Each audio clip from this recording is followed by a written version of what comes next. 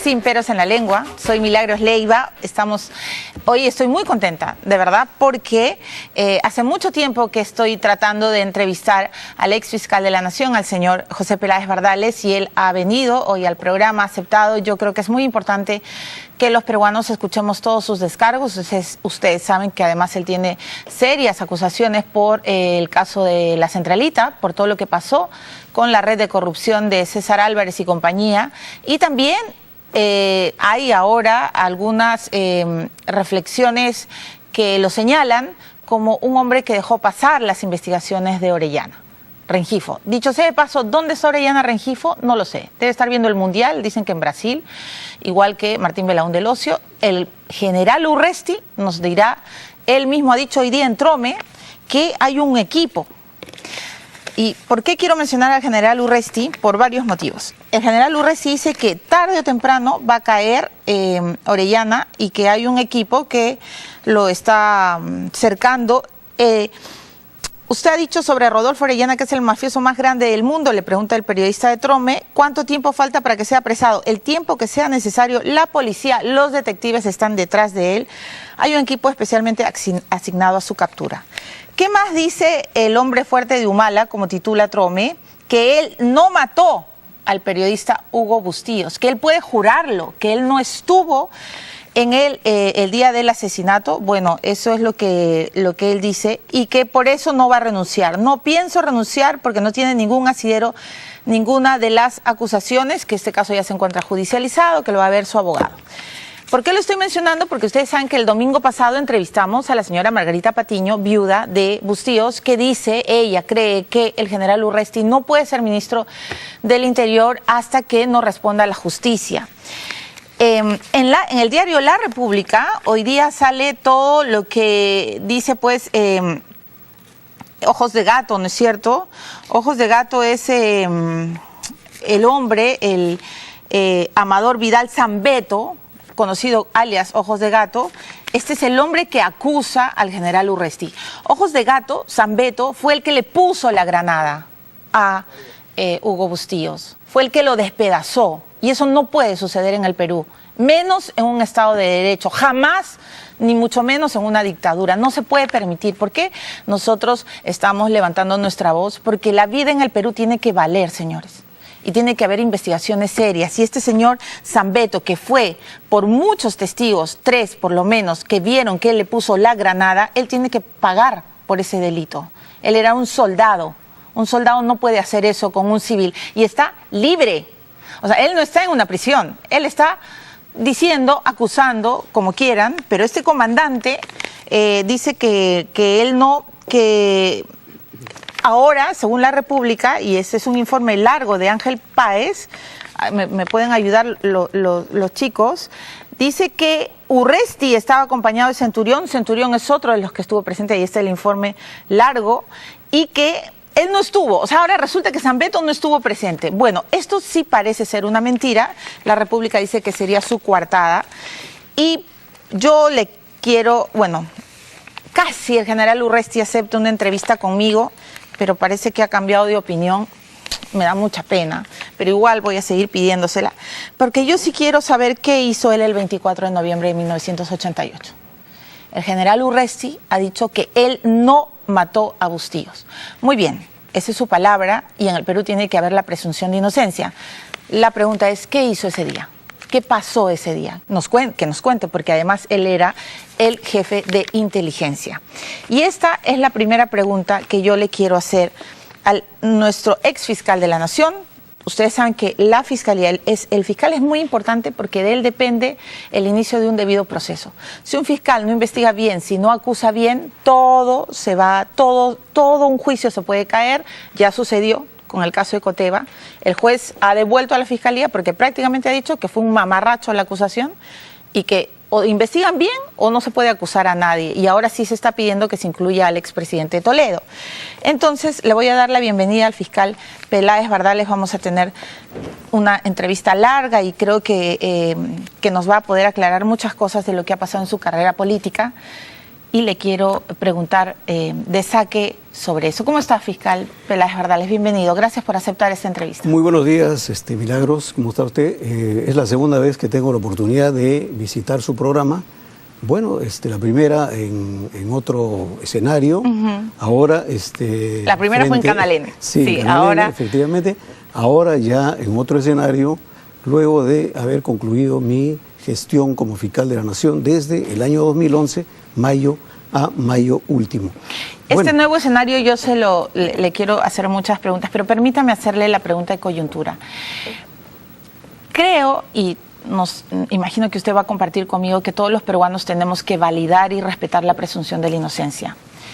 En este caso hay como un conflicto ético y político con el general Urresti. Usted, de hecho, sabe todas las denuncias que tiene. ¿Qué es lo que piensa usted como exfiscal de la Nación sobre esta acusación? ¿Usted cree que el general Urresti debe seguir siendo ministro del Interior o mejor resuelve su caso judicial y luego ostenta este poder? Porque ser ministro no es poca cosa, ¿no es cierto? ¿Qué piensa usted? Bueno, en primer lugar, yo he tenido la oportunidad de trabajar no cercanamente, pero sí tener muchas relaciones con el general Urresti a propósito del desempeño del cargo como SAR de la minería ilegal.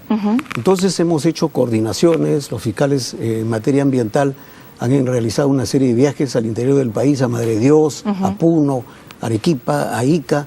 Entonces he visto una persona dinámica y muy disciplinada. Yo particularmente creo que la delincuencia, la inseguridad necesita ya un enfrentamiento directo. Una mano firme. Una mano firme, y creo que el general Urresti está demostrando eso. ¿Le gusta el estilo del general Urresti? Yo creo que en este momento es necesario dar una demostración a la delincuencia, que también hay autoridades fuertes, autoridades capaces de poder hacer retroceder a la delincuencia. Lo que sí, bueno, eso no importa, no significa que el proceso que se le sigue al general Urresti vaya a paralizarse. Eso yo creo que puede correr por cuerda separada y el general puede estar al frente de este ministerio tan complicado que lamentablemente no necesitamos laboratoristas, sino gente que salga. Pero usted es especialista en lo penal, fiscal. Así es. Peláez Bardales. Y ¿hasta qué punto los peruanos podemos aceptar o tolerar que una autoridad tenga... La acusación es sobre homicidio, ¿no es cierto? Y además es un delito de lesa humanidad. Lo que pasó con Hugo Bustíos, el periodista corresponsal de Caretas asesinado en Guante en 1988, es un delito que está buscando justicia hace más de 20 años. Claro. Entonces, una autoridad puede tener una acusación tan seria, puede seguir en paralelo, como usted dice, con su proceso. Por lo menos mi punto de vista es que eso no de ninguna manera va a frustrar o va a impedir o va a obstaculizar la investigación que continúa. Okay. En el momento en que se demuestre que el general es culpable de estos hechos, yo creo que ahí podría terminar pues su función de ministro, pero en este momento yo estoy pensando en la gente, estoy pensando en que uno de los graves problemas que confronta el país es la inseguridad ciudadana. Okay. Tenemos muertes por sicariato, tenemos asaltos a cada rato, extorsiones, hay bandas de delincuentes que se están claro, lo que está sucediendo en el Perú es todo lo que terrible. Está sucediendo. Sí. Entonces, el general por lo menos está demostrando que tiene capacidad y tiene mando como para poder hacer una acción de esta naturaleza y reprimir este tremendo problema. La otra pregunta que quería hacerle sobre las detenciones preventivas. En el caso de Orellana se ha dictado detención preventiva para 20 personas, solo 3 están detenidas. Orellana, por supuesto, está matándose de risa en este momento porque dice que él no cree en la justicia del Perú, ¿no es cierto? Que ni por asomo se va a presentar y que solo se encomienda a la piedad de Dios. En el caso de César Álvarez, usted ha visto que se ha dictado detención preventiva para más de 37 personas, de hecho 27 están prófugas. Y el último caso mediático más sonado es de Polo Lórtiga, el viudo de Edita Guerrero, la cantante de Corazón Serrano, a quien también ya se le dictó detención preventiva. ¿Qué piensa usted de esto, fiscal Peláez? Porque también hay voces que dicen que hay una línea muy delgada en los derechos y que la detención preventiva podría también en algún momento ser un abuso y que gente inocente o sin una debida investigación no puede ir a la cárcel así porque sí. Bueno, yo creo que estas investigaciones que usted ha mencionado, del caso de Álvarez, en el caso de Orellana, en el caso de Edita, son investigaciones que vienen llevándose a cabo por más de años, 2 años, 3 años. Entonces se ha logrado acumular, hasta donde yo conozco, gran cantidad de material probatorio que ha permitido que los fiscales solicitan a los jueces la detención preventiva. Está absolutamente de acuerdo.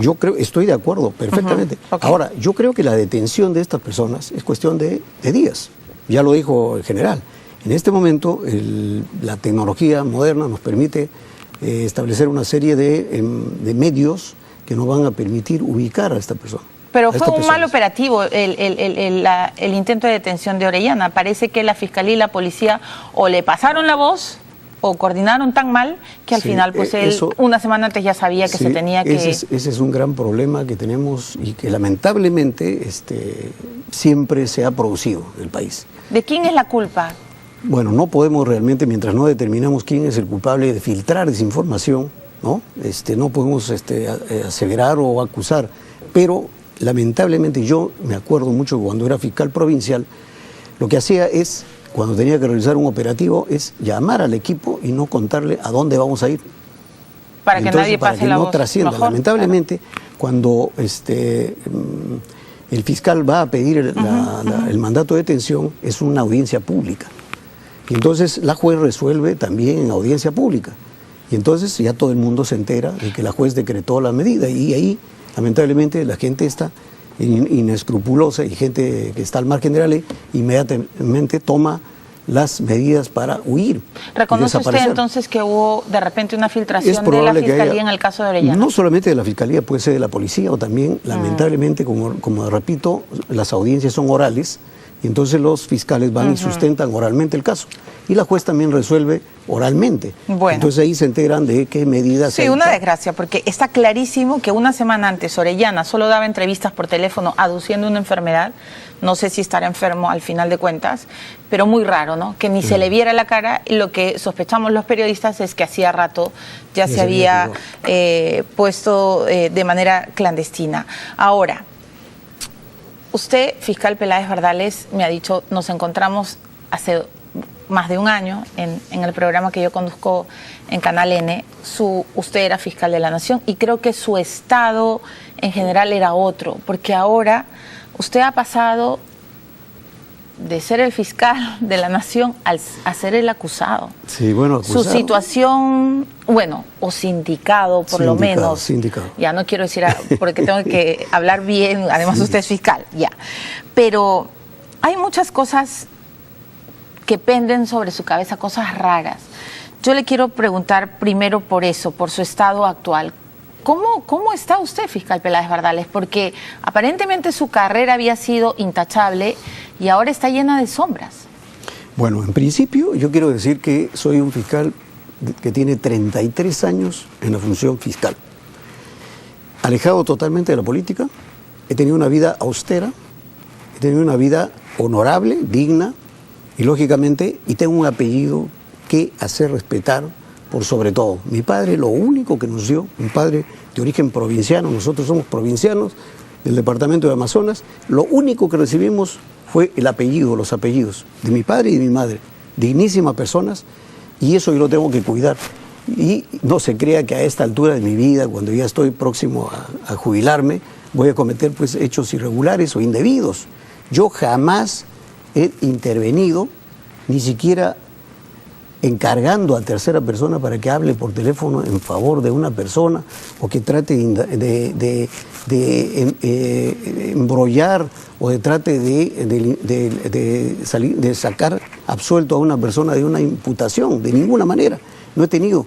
Y cuando alguien me dijo que estas personas, y sobre todo me contó del ambiente de este caso de Chimbote, que lamentablemente por razones de haber prestado juramento de guardar reserva ante la Comisión de Justicia, no voy a poder ser muy amplio, sino voy a hablar solamente así muy tangencialmente, Estoy sometido a una investigación por el Consejo Nacional de la Magistratura y he sido invitado al Congreso para dar un testimonio. Ahí he prestado juramento. Pero a mí me han asombrado, de repente, como usted dice, yo no recomendé, yo no ayudé, no sé, pero hay silencios o hay tiempos o hay archivamientos que a mí sí me han sorprendido y le quiero preguntar. Lo primero es que cuando Giovanni Paredes, y además tengo varias preguntas de personajes que le han querido entrevistar y yo tengo que aprovechar la hora que tengo con usted para darle voz también a esos señores que quieren preguntarle cosas. Cuando Giovanni Paredes en este programa dijo que Ezequiel Nolasco con Modesto Julca y con él lo habían visitado y con 20 personas más y que le habían hablado de toda la podredumbre que había en Ancash, yo pensé, ¿y por qué Peláez Bardales no puso el grito en el cielo? ¿Por qué Peláez Bardales no habló, no le dijo, no ayudó a Nolasco? ¿No se arrepiente, fiscal, de este crimen? O sea, quizás si usted hubiera actuado antes, ¿hubiera podido evitar la muerte de Nolasco? No se me puede incriminar absolutamente ninguna participación. Lo que sucede es que el fiscal de la Nación es la autoridad máxima del Ministerio Público, pero en cada departamento o en cada región hay presidentes de junta de fiscales, sí, está claro. Hay fiscales superiores y hay fiscales coordinadores.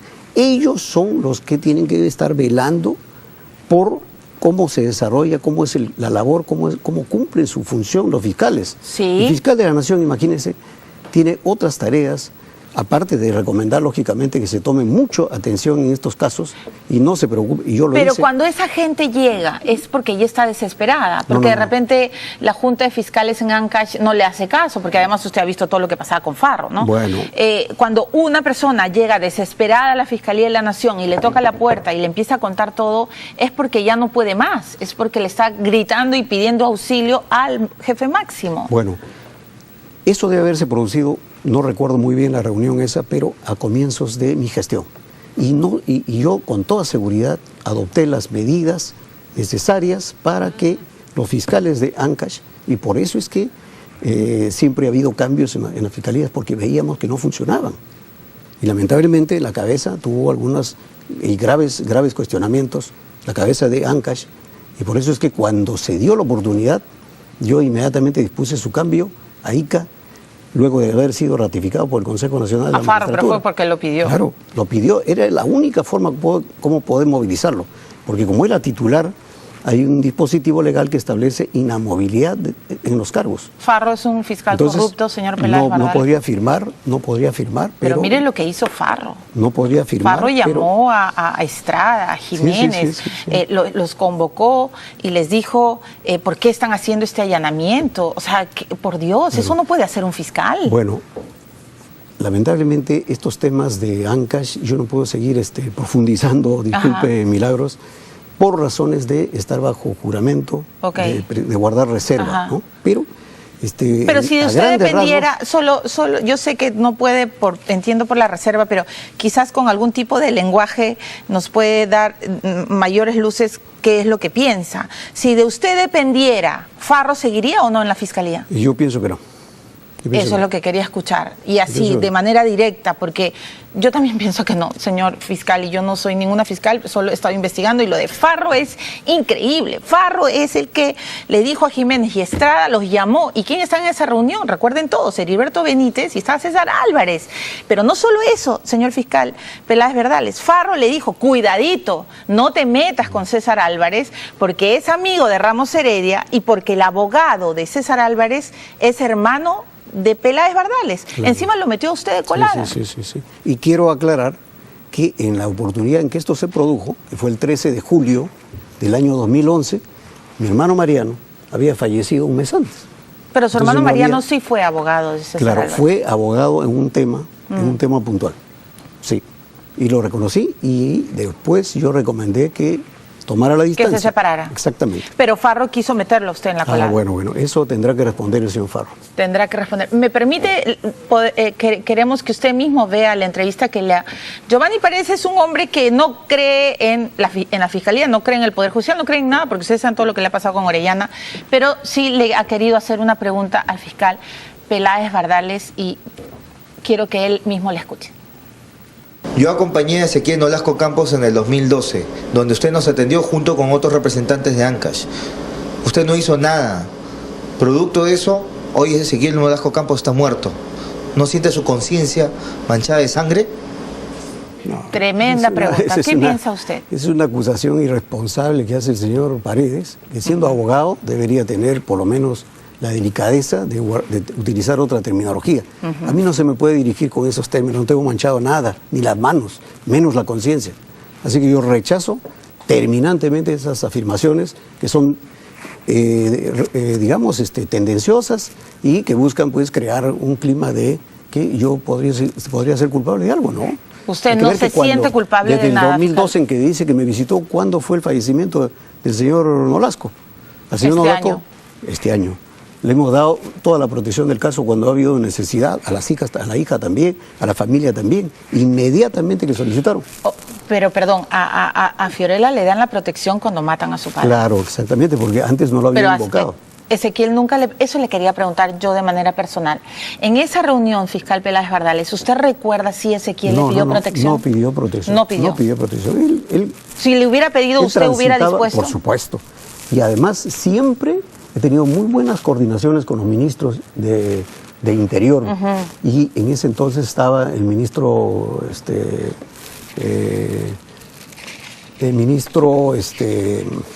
el anterior al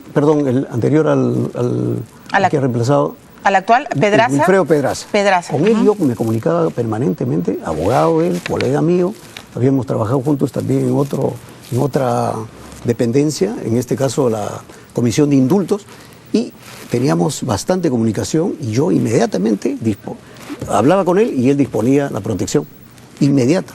En ese entonces él no estaba bajo riesgo. Pero usted entiende o comprende, fiscal Peláez Bardales, que hay gente que siente que usted no hizo nada con Ancash. Usted incluso pidió perdón públicamente. Bueno, yo creo que no solamente el Ministerio Público, sino también la Contraloría, los mismos congresistas, el mismo por ejemplo, hace 3 o 4 años, ¿quién pensaba que el señor Álvarez podía tener graves complicaciones? Era uno de los más eficientes presidentes de la región. Entonces hay que trasladarlo a esa época. Yo recién tenía, hay otras cosas que lamentablemente no se pueden contar. Explicar con tanto detalle. Pero yo, por la reserva que tengo, ¿no? Pero yo le voy a preguntar sobre... Sí. Sí, claro, se tiene que esclarecer. Tengo que ir a una pausa, fiscal Peláez Bardales, pero solo una respuesta muy chiquita. Después de todo lo visto y después de todo lo que usted ha leído y descubierto, ¿qué piensa hoy de César Álvarez? Bueno, yo creo que eso lo va a tener que determinar la justicia. ¿Sabe por qué? Porque a lo mejor en algún momento yo, como fiscal supremo, voy a tener conocimiento de algún caso del señor. Y no puede adelantar opinión. No puedo adelantar opinión. Porque si no le harían una tacha y tendría que excusarse. Sí. Así es la justicia, muy bien, hay que esperar y creer en un debido proceso. Después de la pausa, las grandes preguntas que tenemos para Peláez Bardales. Los 11 fiscales que han ido al CNM, al Consejo Nacional de la Magistratura, y que han dicho que en muchos casos pues Peláez Bardales archivó. Yo le quiero preguntar, porque no solo... Hay que recordar que no solo fue él, fue Ramos Heredia, el jefe de control interno, el actual fiscal de la Nación, quien dicho se pasó, fue amigo, ya no sé si son amigos o no, de Peláez Bardales. Así que regresamos, nos vamos a la pausa y todas las preguntas son bienvenidas en Twitter y en Facebook para el fiscal. Ya regresamos.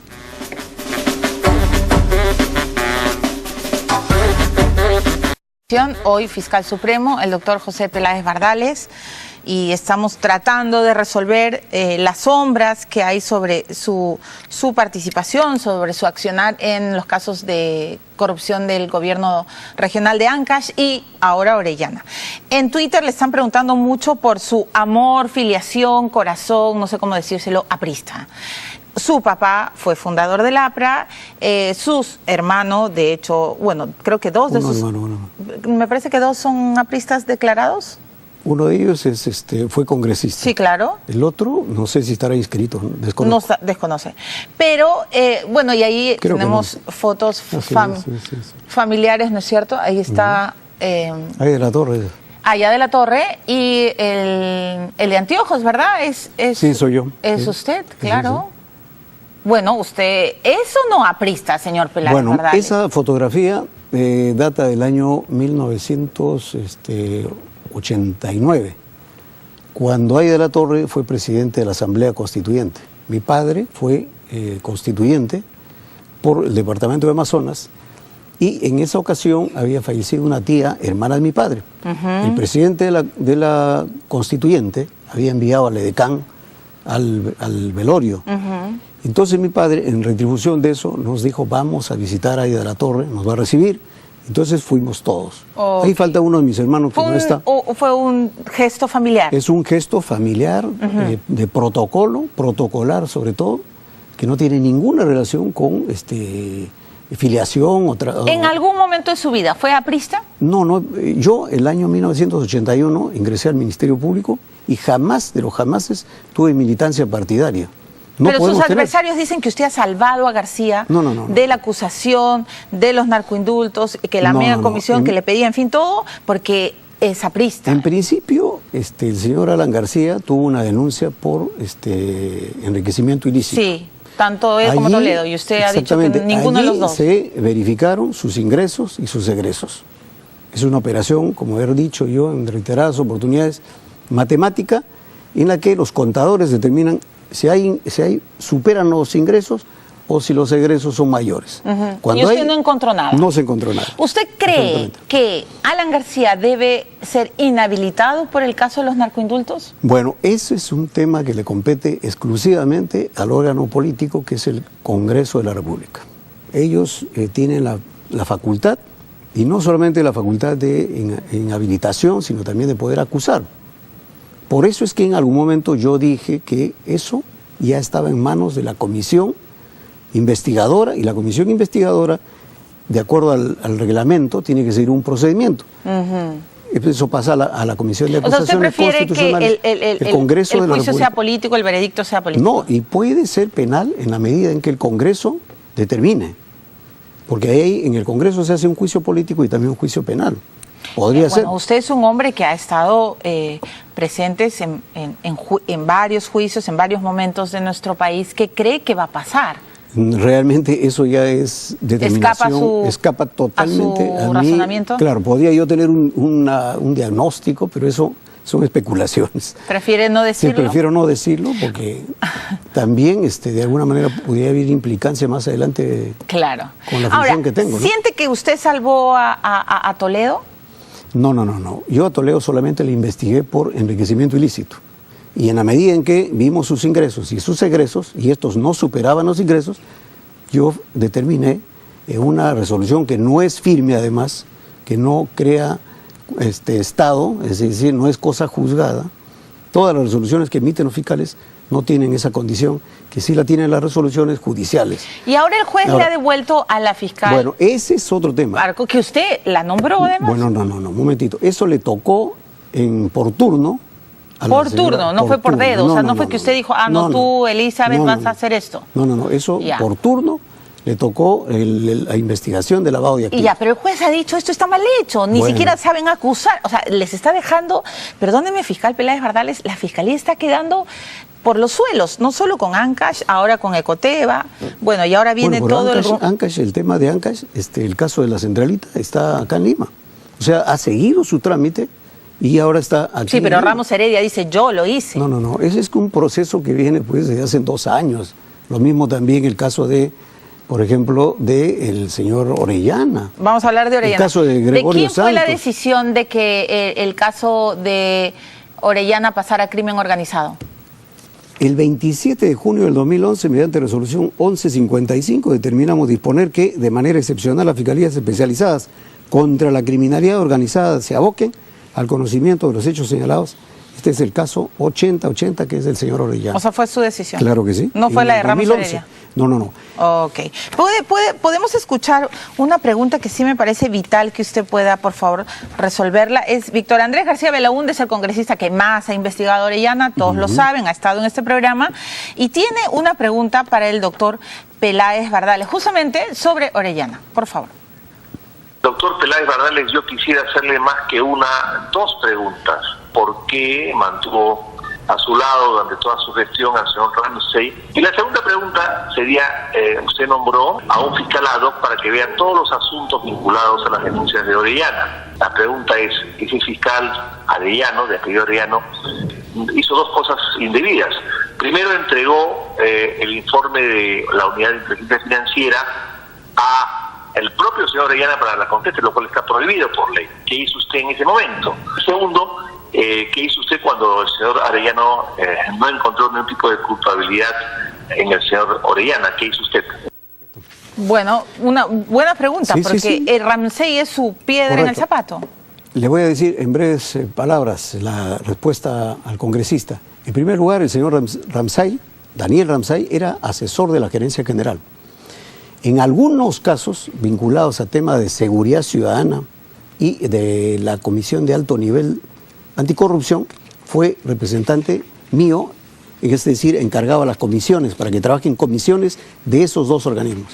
No tuvo ninguna relación con fiscales, con gente que pudiera de alguna manera tener algún caso en particular. Ninguna investigación. Ninguna. Jamás. Pero Jamás. Y Ramsay- si yo me hubiese enterado que él tenía alguna intervención o alguna estará influenciando, tenga la plena seguridad que lo Pero estaba Ramsay afectando. había trabajado con Orellana, Bueno, había sido... habían sido miembros de una cooperativa. Claro. Asociado de una cooperativa. asociado a Copex, que es hacen pues... como 5 años, pero había renunciado. ¿Usted sabía? Por supuesto. ¿Usted sí Claro sabía sí. que había sido gerente de Copex? Sí, sí. ¿Y él no me le causó informó. escozor, Es que fiscal Copex Peláez? en ese entonces no se sabía qué cosa era Copex. Era una cooperativa Pero Copex que daba... ya tenía denuncia, la Correcto. procuradora Pero él se había Príncipe apartado. no se lo había contado. Él se había apartado completamente. Pero yo, alguien que es de Copex, yo le digo, mejor ándate, Pero además compadrito, no era porque tú... asesor mío, era asesor de la Gerencia General. Nunca le dijo... Jamás. Pero peor, que sea asesor de la gerencia general, No, la Gerencia General ve asuntos administrativos nada más. Ya, pero no tiene usted- ningún vínculo, ninguna... Sobre el otro tema, ¿qué cosa hice con el señor Arellano? Efectivamente, a raíz de la visita de la procuradora, la doctora Príncipe, y también del congresista, el doctor Domingo García Belaúnde, determiné yo designar a un fiscal especial para que se aboque al conocimiento de este caso. De acuerdo, Arellano fue. Arellano, Pero exactamente. Arellano le regaló el Correcto. informe de la Unidad de Inteligencia Financiera a Orellana. No quedó demostrado de dónde salió el documento ese. No quedó demostrado. Pero Julia sin Príncipe lo tiene claro. embargo, mire, acá tengo la Ajá. resolución 2952 y esto es la respuesta al congresista. Con fecha 7 de noviembre del 2012 puse término al nombramiento del señor Luis Guillermo Rubén Arellano Martínez, cuando se produjo el archivamiento del caso Arellano. Ahí, Acá está. perdón, ¿me permite el papel? ¿Y por qué Julia Príncipe está tan seguro? Incluso se lo informó a la Contraloría de que Arellano le había pasado. Bueno, pero eso eso no es quedó inadmisible. demostrado. Eso no quedó demostrado, lamentablemente. Bueno, aquí es verdad, da por concluido el nombramiento de Guillermo Rubén Arellano Martínez. Pero Arellano traicionó a la Fiscalía. Por eso fue inmediatamente cesado en el cargo de fiscal provincial provisional que tenía. Esa es la ventaja de tener fiscales provisionales. En este caso, esta es una decisión que sí puede tomar el fiscal de la Nación. Usted. A mérito del artículo 64, y esto tiene relación con la pregunta anterior que me hacía, ¿por qué se cesó a los fiscales? Se cesa a los fiscales cuando hay realmente fundamentos para el cese. Ese es el caso, por ejemplo, del señor Arellano. ¿Le Se puedo hacer separó. una pregunta, fiscal Claro. Peláez Bardales? Jiménez y Estrada, los fiscales que han venido también al programa, que han, lejos de las cámaras, me han dicho con mucho pesar de que ellos pensaron que iban a terminar sus días como fiscales, que ellos habían empezado una carrera en el Ministerio Público. Cuando son investigados por control interno, por Ramos Heredia, ¿no es cierto? Ramos Heredia creo que es el que informa y decide que tienen que ser suspendidos. No. ¿No es así? No, la decisión de control interno fue posterior al cese de los fiscales. Usted lo cesó a él. Exactamente, sí. Ellos me dicen que lo buscaron, que Jiménez y Estrada le hicieron cola en la puerta y usted nunca los atendió. Bueno, es probable que no haya tenido yo la oportunidad de conversar con ellos, no por decisión propia mía, sino que lamentablemente la gran labor que desarrolla el fiscal de la Nación a veces no te permite, porque tienes agenda, tienes visitas, tienes compromisos que pueden estar relacionados con la función misma aquí en Lima o en el interior del país. Usted, por favor, podría ser generoso y contestarle a Javier Estrada Rodríguez, al fiscal que le ha querido preguntar muchas veces y contar cosas. Este tema lamentablemente es tema de objeto de investigación por parte del Congreso también, y entonces ahí yo he prestado juramento. Claro, pero solo escucha la pregunta y me dice, Milagros, yo no puedo contestar eso. ¿Le parece, fiscal? Bueno. Porque sí me parece importante que estos señores fiscales que se sintieron maltratados por Peláez Bardales puedan decirle, digamos, a través de la televisión lo que piensan. Javier Estrada Rodríguez, ex fiscal anticorrupción del Santa. Soy Francisco Javier Estrada Rodríguez, ex fiscal provincial anticorrupción, del caso de la Centralita específicamente. Quiero por favor preguntarle cuál es la razón por la cual usted nos meció en el mes de julio del 2011 4 días sin atendernos, pese a las solicitudes y pese a haber sido atendido por el doctor Urbano, que era su asesor, ¿no? ¿Y por qué razón sí pudo atender al presidente regional de Ancash, al congresista Edilberto Benítez, electo en ese momento, y al señor José del Carmen? Gracias. Bueno, ese es un tema que está bajo reserva. Yo ya he narrado a la comisión cómo fue todo esto. Okay. Lo que sí tengo que decirle es que estos fiscales, muy bien, ellos pensaban que podían hacer su carrera en el Ministerio Público, pero lamentablemente eran provisionales. Los titulares sí tienen la garantía de que no pueden ser trasladados, no pueden ser cesados, no pueden ser tocados. Pero el fiscal provisional es un fiscal de confianza, un cargo de confianza. Cuando pierde la confianza del fiscal, que es el que nombra, lamentablemente tiene que dejar el puesto. Y esto lo hacemos cuando, por ejemplo, tenemos noticias de que un fiscal incurrió en determinado hecho disciplinario, estuvo bebiendo con... ¿Usted les perdió la confianza por el allanamiento a la Centralita? Lamentablemente tuve el informe. Pero todos queríamos que se allane la Centralita, no entiendo. No, es que la Centralita nunca se paralizó. La Centralita siguió. La Centralita se investigó y ahora el proceso está acá en Lima. Pero se ha investigado por la presión mediática, fiscal Peláez Bardales, acéptelo. No, ningún fiscal que reemplazó a los señores fiscales que estuvieron viendo la Centralita paralizó ni un solo momento el caso de la Centralita. Vamos a ir a una pausa, Dios mío, este es un tremendo caso, pero yo sí agradezco al fiscal Peláez Bardales que tenga, que nos dé su tiempo y además que tenga a bien contestar las preguntas que todos los peruanos tenemos para él. Regresamos.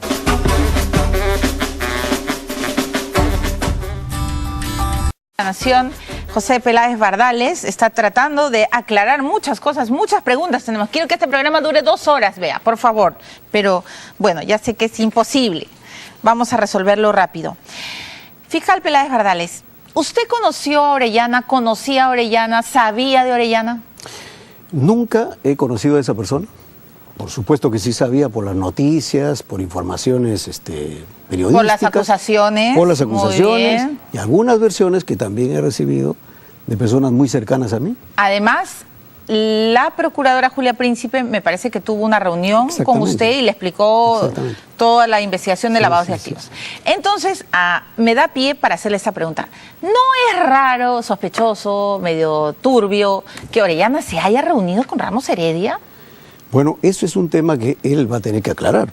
Pero usted ha sido fiscal de la Nación. No. El fiscal de la Nación, salve a Ramos Heredia. El fiscal de la Nación es la máxima autoridad del Ministerio Público, pero no tiene que estar conociendo, por ejemplo, con quién se reúne un fiscal, con quién se reúne. Perdón, usted sabía de Orellana. Sí, pero Caretas lo viene denunciando hace años, la República, el Comer, todo el mundo. Claro, pero yo no he sabido que se haya reunido con el fiscal de la Nación. Y lo peor de todo es que Ramos Heredia dice que no sabía quién era Orellana. Bueno. ¿Cómo no va a saber quién era Orellana? Yo creo que el doctor Ramos en algún momento va a venir seguramente y va a aclarar esto. Por favor, dígale que venga. Yo lo que quiero decir es que justamente a raíz de la visita de la doctora Príncipe, el año, vuelvo a reiterar, el 27 de junio del 2011, yo dispongo que esto pase a crimen organizado, este caso. O sea, ya... ¿Por qué? Porque lo ve complejo, ve que esto es una mafia. Había muchísimas denuncias, inclusive la procuradora me enseñó todo un diagrama en la que, lógicamente, el personaje central era este señor Orellana. Inmediatamente lo dispuse que pase a crimen organizado.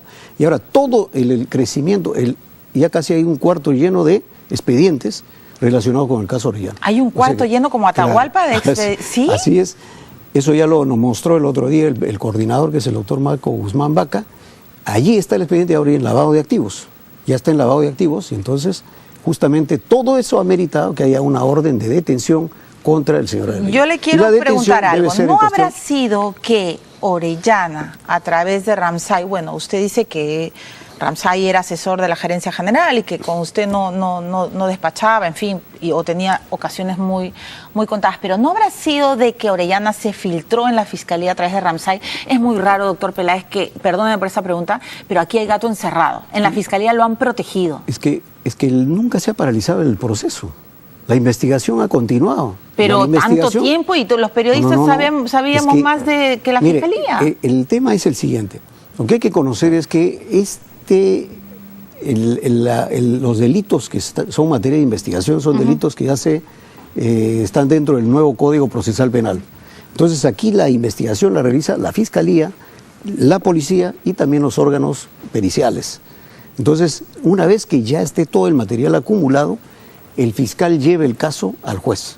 Y por eso es que ha habido una orden de detención contra el señor Orellana. Pero ¿reconoce usted, doctor Peláez Bardales, que se han demorado? Bueno, lamentablemente estos casos son enormes. Hay una cantidad enorme de agraviados, una cantidad enorme de imputados. Entonces Pero con un solo caso yo lo detengo. Digo, como fiscal diría, ¿qué es esto? Bueno, y pero si vienen ¿qué pasa? 100... Que se van acumulando los casos. Las denuncias se van acumulando y entonces hay que llevar un caso sólido. Se acumula, pero no se resuelve. No, pero ya está la orden de detención. Pero demorar no es encubrir, doctor Peláez Bardales. Bueno, si es que se demuestra, por ejemplo, que un proceso ha estado paralizado y no se ha hecho ninguna diligencia, entonces ahí podríamos estar pensando de que ha habido una intención de demorar el proceso. Pero eso decía Vitocho. No, es que eso nunca se ha paralizado. Nunca se ha paralizado. O sea, lo viene denunciando, no gritando, se ha paralizado. nadie le hace caso. Lo que sí hubo es una resolución de archivamiento. Eso sí, pero felizmente que eso se ha superado y el proceso ahora está en plena marcha. A mí lo que me preocupa es que el deporte nacional se va a archivar, ¿no? Bueno, los archivamientos responden a la decisión personal de cada fiscal. Y ahora mire lo que ha pasado con Ecoteva, vuelvo al caso. Bueno, que dicen, si está mal hecho, todo se cae en la fiscalía. O sea, si la fiscalía hace mal desde el principio, ahora no sabemos, dicen que Orellana está más o menos tranquilo porque todo está medio raro en la fiscalía y que quizás no prospere, que Álvarez también está prendiendo sus velitas al santo de los archivamientos, que no sé quién es, para que salgan bien librados. O sea, me preocupa. Lo que pasa es que se especula mucho y creo que lamentablemente cuando se dirigen los reflectores a las autoridades o a las exautoridades, los que hacen el baile alrededor en las tinieblas son los delincuentes. Ese es el gran problema. O sea, enfocamos a las autoridades como si ellas fueran los responsables y luego estos tipos, los delincuentes, los corruptos, danzan alrededor. Bueno, pero bailó como Pedro en su casa en la fiscalía, Orellana. No.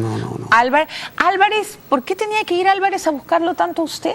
Y tanto una sola vez.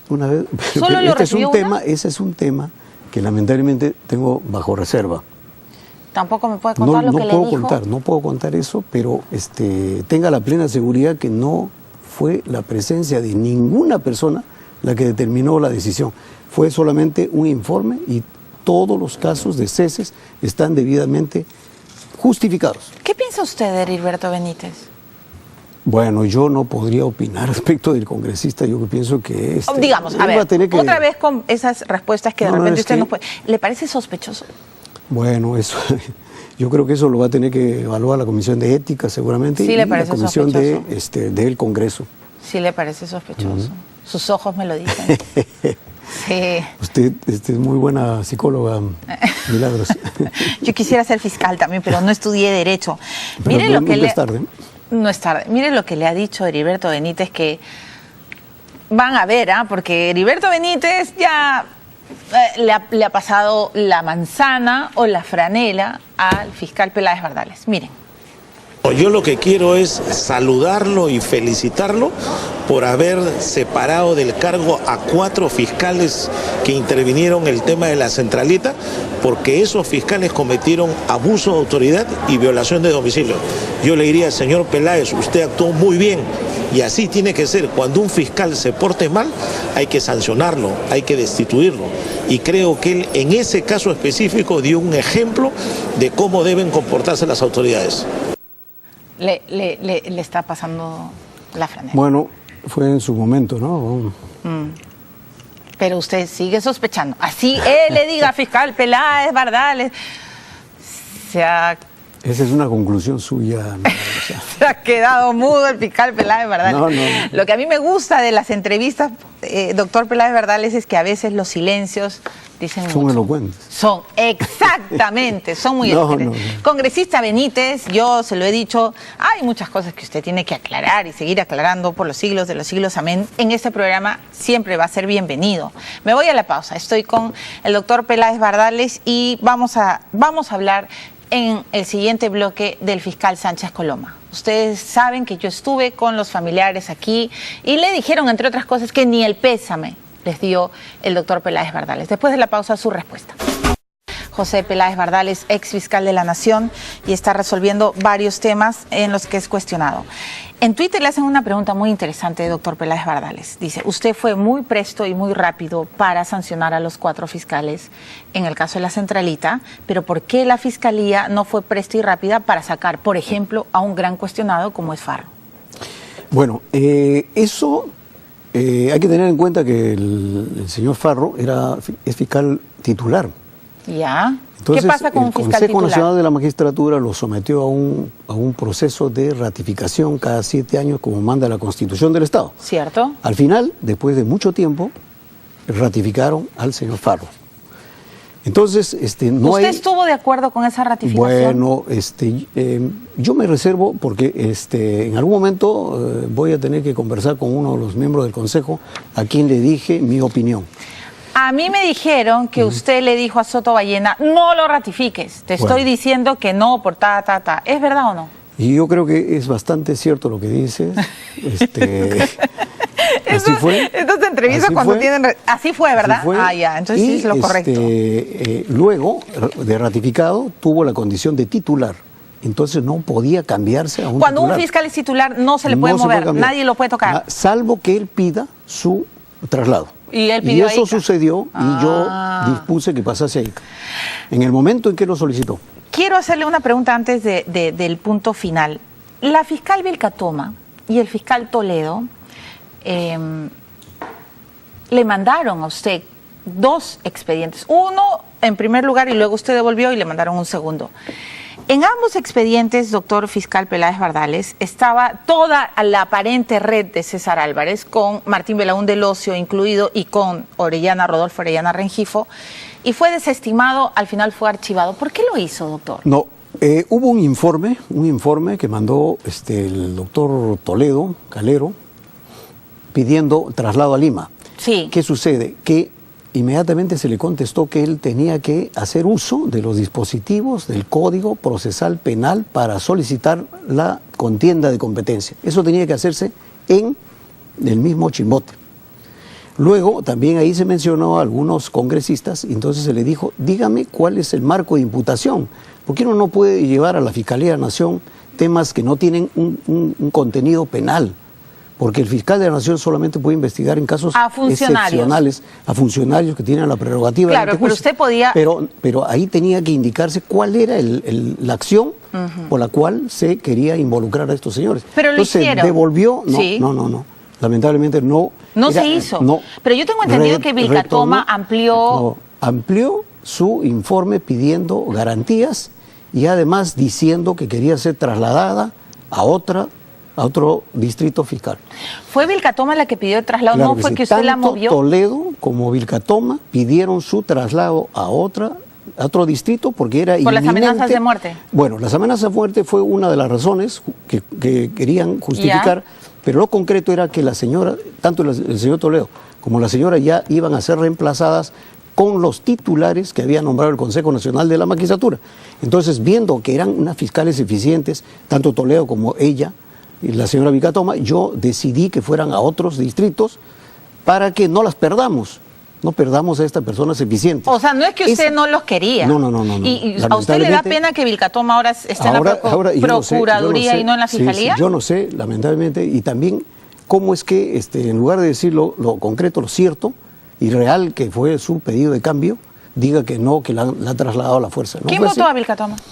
El Consejo Nacional nombró un titular en sur. No, ya, pero ¿por qué Vilcatoma se ha ido a la Fiscalía? No, fue a Iquitos y parece que ahí tuvo una propuesta y fue al Ministerio de Justicia, a la Procuraduría. Claro, pero qué pena, ¿no? Ella Sí, debería estar en la era una fiscalía. buena fiscal. O sea, ¿usted cree que ella es buena y Toledo sí, también? Sí, claro. Si usted fuera hoy fiscal de la Nación, hablaría con ellos y les diría... Sí, por supuesto. Claro, eso es un buen punto. Sí, ¿Y por qué Ramos Heredia no lo hace? No entiendo. No sé, pero yo supongo que donde está debe estar en mejor condición económica, supongo, mejor situación, ¿no?